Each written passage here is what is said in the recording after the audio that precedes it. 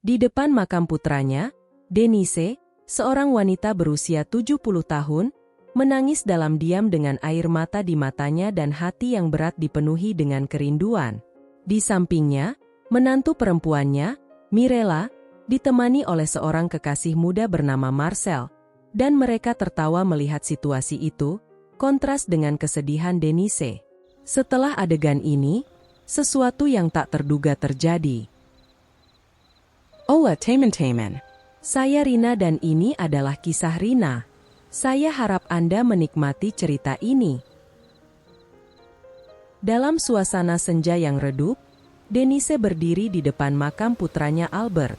Air mata mengalir diam-diam di kerutan wajahnya yang dalam, menjadi saksi intensitas rasa sakit yang menggerogotinya. Sementara hatinya tenggelam dalam lautan penderitaan ini, menantunya Mirella tampak sangat kontras. Mirella sama sekali tidak menunjukkan kepekaan terhadap rasa sakit ibu mertuanya, dan dia juga tidak tampak terpengaruh oleh kehilangan suaminya. Sebaliknya, dia berpegangan erat pada Marcel, kekasih mudanya, sambil tertawa, seolah-olah lega dengan kepergian Albert. Mengamati adegan ini, Denise merasa terselimuti oleh kesedihan yang mendalam. Bertahun-tahun yang lalu, Albert dan Mirella mewujudkan perusahaan teknologi mereka, sebuah mimpi yang mereka bagikan. Hubungan mereka dimulai pada masa remaja, saat keduanya tidak kenal takut, dengan sumber daya keuangan yang terbatas, tetapi membawa ambisi yang menyala-nyala dalam masa muda mereka. Seiring berjalannya waktu, kesuksesan dan kekayaan memengaruhi esensi sejati dari pasangan tersebut. Uang dan tanggung jawab menciptakan penghalang tak terlihat, menjauhkan mereka. Hubungan yang dulu kokoh dan mendalam menjadi ditandai oleh rasa dingin dan kesulitan. Dengan akumulasi kekayaan, Albert dan Mirella perlahan-lahan tertarik ke dalam dunia di mana persahabatan dibentuk oleh kepentingan finansial. Mereka membatasi lingkaran sosial mereka hanya pada orang-orang yang berpengaruh, melupakan teman-teman lama yang telah mengenal mereka sejak hari-hari yang lebih sederhana. Albert dan Mirella menjadi pencinta kesuksesan dan kekuasaan, meninggalkan kerendahan hati. Mereka meyakinkan diri mereka sendiri bahwa mereka memiliki kontrol mutlak atas semua aspek kehidupan mereka, meremehkan kemampuan takdir untuk memengaruhi jalur mereka. Yang benar-benar penting bagi mereka adalah pengejaran tanpa henti terhadap kesuksesan dan kekuasaan. Suatu hari, Albert sedang berada di kantornya ketika dia menyadari ada sesuatu yang salah. Tangan yang dulunya lincah di atas keyboard komputer mulai goyah. Serangkaian gejala lain, termasuk kelemahan suara dan otot, mulai muncul. Setelah pemeriksaan medis, dia menerima diagnosis menghancurkan amyotrophic lateral sclerosis, suatu penyakit yang akan mempengaruhi mobilitas dan bicaranya. Meskipun dampak yang luar biasa besar, Albert memutuskan untuk mengumpulkan keberanian menghadapi pertempuran ini. Dia bertekad untuk menemukan cara agar tetap hidup sepenuhnya meskipun ada penyakit itu. Albert dengan cermat menyusun rencana untuk memastikan bahwa, ketika kondisinya mulai memburuk, akan ada seseorang yang siap mengambil alih posisinya di samping Mirella. Di antara karyawannya, ada seorang pemuda yang sangat dihormatinya, Marcel. Marcel bergabung dengan perusahaan sebagai magang dan selama bertahun-tahun telah berubah menjadi seseorang yang luar biasa. Marcel bagaikan spons, menyerap ajaran dan keterampilan dengan mengesankan, tetapi Albert tidak dapat menduga konsekuensi mendalam yang akan dibawa oleh hal ini. Secara bertahap, Albert mempercayakan Marcel dengan tugas-tugas yang semakin penting. Ia melihat dalam diri pemuda itu sebuah janji kelanjutan, seseorang yang bisa meneruskan warisan yang telah ia dan Mirella bangun. Albert membagikan seluruh pengetahuan dan kebijaksanaan yang ia kumpulkan sepanjang karirnya, memastikan pemuda itu siap untuk mengambil alih ketika waktunya tiba. Albert ingin perusahaan terus berkembang, untuk menjaga bisnisnya tetap hidup selama bertahun-tahun. Hubungan antara keduanya menjadi ikatan kepercayaan dan tanggung jawab bersama. Albert tidak bisa meramalkan apa yang akan terjadi. Apa yang ia lihat sebagai sebuah isyarat persiapan yang baik hati sebenarnya memicu serangkaian peristiwa yang akan mengubah secara mendalam dinamika perusahaan dan kehidupan semua orang yang terlibat. Mirella, istri Albert, mengelola keuangan perusahaan. Namun, dia tampak lebih teralihkan, dengan pikirannya sering melayang jauh dari angka dan kewajiban bisnis. Perasaan kesepian tumbuh di hatinya, akibat penyakit kronis suaminya dan ketiadaan teman sejati untuk berbagi masalahnya. Pada saat inilah Marcel, protege si Albert, memasuki kehidupan Mirella sebagai sebuah teka-teki. Marcel adalah seorang pemuda tampan, dan itu sudah menarik perhatian Mirella. Saat mereka menghabiskan lebih banyak waktu bersama, sebuah hubungan mulai terjalin di antara mereka. Percakapan demi percakapan, pertemuan demi pertemuan, Mirella dan Marcel mulai menghabiskan waktu yang semakin banyak bersama dan bahkan berbagi cerita pribadi satu sama lain. Mirella terpesona oleh antusiasme, kecerdasan, dan gairah Marcel untuk pekerjaannya. Seiring minggu berganti bulan, Mirella menyadari bahwa ketertarikannya pada Marcel telah berkembang.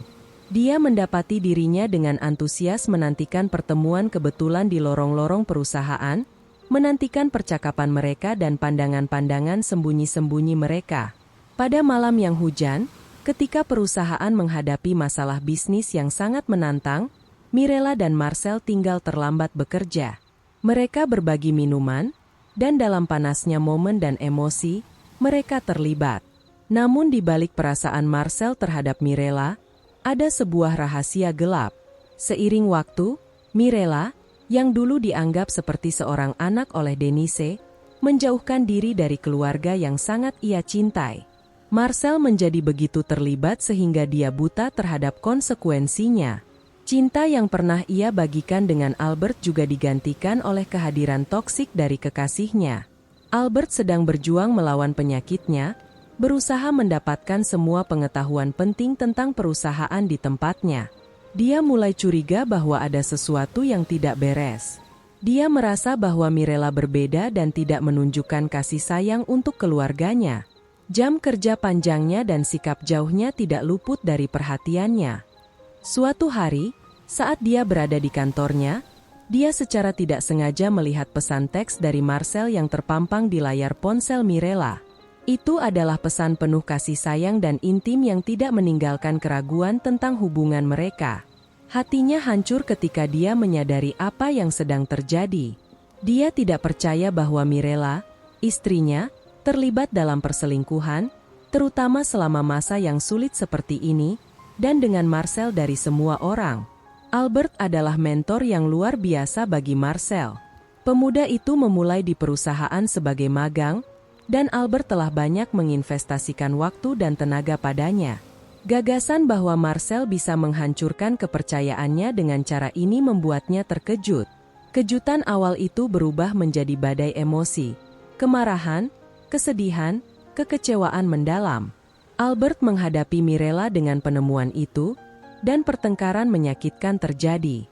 Mirella mengakui pengkhianatan itu tapi mencoba membenarkan tindakannya, dengan mengatakan, "Kami sudah lama tidak menjadi pasangan. Kamu tidak lagi memberiku perhatian yang kubutuhkan, dan sekarang, dengan penyakitmu, semuanya menjadi semakin mencekik bagiku." Bagi Albert, pengkhianatan dan kata-kata Mirella adalah pukulan yang menghancurkan. Itu tidak hanya mengguncang pernikahannya tetapi juga berdampak signifikan pada kesehatannya yang sudah rapuh. Karena penyakit ini semakin mempengaruhi otot-ototnya, Albert berjuang untuk memahami pengkhianatan yang terjadi tepat di depan matanya. Pada tahap ini, Mirella telah kehilangan semua pertimbangan bahkan rasa hormat terhadap suaminya. Dia tidak lagi menyembunyikan hubungannya dengan Marcel, dan Albert benar-benar tak berdaya dalam situasi ini. Satu-satunya orang yang tetap berdiri di samping Albert hingga akhir adalah ibunya, Denise. Lemah, dia merasakan energinya berkurang, dan penyakitnya berkembang dengan cepat. Albert telah menemukan penyakitnya sekitar 2 tahun yang lalu. Setelah beberapa bulan, kemampuan Albert untuk berbicara menghilang, dan dia pun bergantung pada oksigen untuk bernapas. Dia sepenuhnya sadar bahwa akhir sudah mendekat. Dan pada suatu malam, saat dia tidur, dia akhirnya menemukan istirahat abadi. Pemakaman berlangsung, dan Mirella sekarang percaya bahwa dia akhirnya akan memiliki kehidupan yang damai dan bahagia dengan kekasih mudanya. Senyum-senyum yang mereka tukar di kuburan adalah sebuah kelegaan karena dia berpikir bahwa Albert menghambat kehidupannya. Namun di balik fasad menggoda Marcel tersembunyi seorang predator yang kejam. Dengan rencana yang teliti, dia telah mengeksploitasi kerentanan Mirella, karena dia sangat butuh dan terpesona oleh kecantikannya. Yang tidak diketahui oleh siapapun adalah bahwa Marcel tidak pernah mencintai Mirella. Keterlibatannya dengan dia semata-mata didorong oleh kepentingan pribadi. Marcel, dengan kata-kata persuasifnya, membujuk Mirella untuk berinvestasi dalam bisnis fiktif, menjanjikan keuntungan dan keamanan. Manipulasinya begitu cerdik sehingga dengan setiap langkah yang diperhitungkan, ia semakin mendekati tujuannya yang jahat. Rencana Marcel dipertimbangkan dengan sangat hati-hati. Dia tahu bahwa dengan menguras keuangan Mirella sepenuhnya, dia tidak akan memiliki siapapun untuk bergantung. Ketika bisnis fiktif itu runtuh, Mirella mendapati dirinya terjerat dalam jaring kebohongan, tidak mampu membedakan realitas dari skema Marcel. Setelah kematian Albert, menjadi pengetahuan publik bahwa Mirella telah mengkhianati suaminya dalam momen yang begitu peka. Perusahaan yang dulu dibangun atas impian dan ambisi bersama kini menjadi pusat skandal. Nama Mirella disebut dengan penghinaan, dan bahkan keluarganya sendiri mengecam tindakannya, memutuskan hubungan dengannya. Setelah benar-benar mengosongkan rekening Mirella, Marcel tiba-tiba menghilang, meninggalkannya sepenuhnya. Dia tidak memiliki teman, tidak disukai oleh orang-orang di sekitarnya karena tindakannya, dan keluarganya sendiri telah menolaknya. Mirella mendapati dirinya terbenam dalam penyesalan yang mendalam, menyadari kekejamannya dan perilaku tidak bermoralnya yang telah menyakiti Albert. Menjadi jelas baginya bahwa Marcel telah merencanakan semuanya sejak awal, mengungkapkan betapa teliti dia telah ditipu. Pukulan finansial yang menghancurkan dan penelantaran kejam oleh Marcel membuatnya tenggelam dalam lautan kesedihan, penyesalan, dan kenangan yang menyakitkan. Seiring waktu, Mirella membangun kembali kehidupan yang sederhana dan kesepian, dan kesedihan itu hampir tidak tertahankan. Ella memiliki banyak kenangan ketika dia bahagia dan stabil secara finansial. Tetapi yang paling sering dia ingat adalah saat-saat ketika dia dan Albert menjalani impian yang sederhana dan tulus. Mirella memahami bahwa pengampunan adalah kunci untuk memutus siklus penghancuran diri yang dia ciptakan untuk dirinya sendiri. Mengenali kesalahannya sendiri dan mencari penebusan membawa harapan baginya, dan dia ingin berdamai dengan dirinya sendiri dan dengan mereka yang telah dia sakiti. Kemudian, sesuatu yang tak terduga terjadi. Denise telah mendengar tentang kehidupan sulit yang dijalani Mirella, tentang situasinya yang miskin dan sedih. Suatu hari, saat berjalan-jalan di kota, Denise melihat Mirella duduk di bangku di sebuah taman lokal. Waktu tidak ramah padanya, dan tanda-tanda penyesalan serta kehidupan yang keras tampak jelas di wajahnya. Dengan ragu-ragu yang persisten, Denise mendekati Mirella.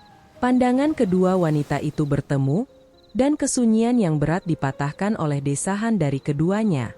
Denise, meskipun semua luka masa lalu, mengulurkan tangannya kepada Mirella, menawarkan isyarat belas kasih dan rekonsiliasi. Mirella, sambil menangis, kemudian meminta maaf kepada Denise, mengatakan bahwa dia menyesali semua yang telah dia lakukan terhadap Albert. Pemaafan adalah proses yang menantang bagi Denise, sebuah perjalanan yang memerlukan waktu dan refleksi mendalam. Namun, ketika melihat Mirella dalam kerentanannya, Denise memilih untuk mengambil langkah menuju penyembuhan luka-luka masa lalu dan membangun hubungan yang, meskipun kompleks, bisa menemukan titik kesamaan dalam pengertian dan pemaafan. Hari-hari berikutnya membawa transformasi yang luar biasa bagi Mirella. Kehilangan kekayaan materi, dia menemukan esensi sejatinya. Kehidupan yang sederhana merangkulnya, dan dia merangkul kesempatan untuk memulai kembali dengan kerendahan hati yang sebelumnya tidak dimilikinya. Kesalahan masa lalu menjadi pondasi untuk membangun masa depan yang lebih autentik.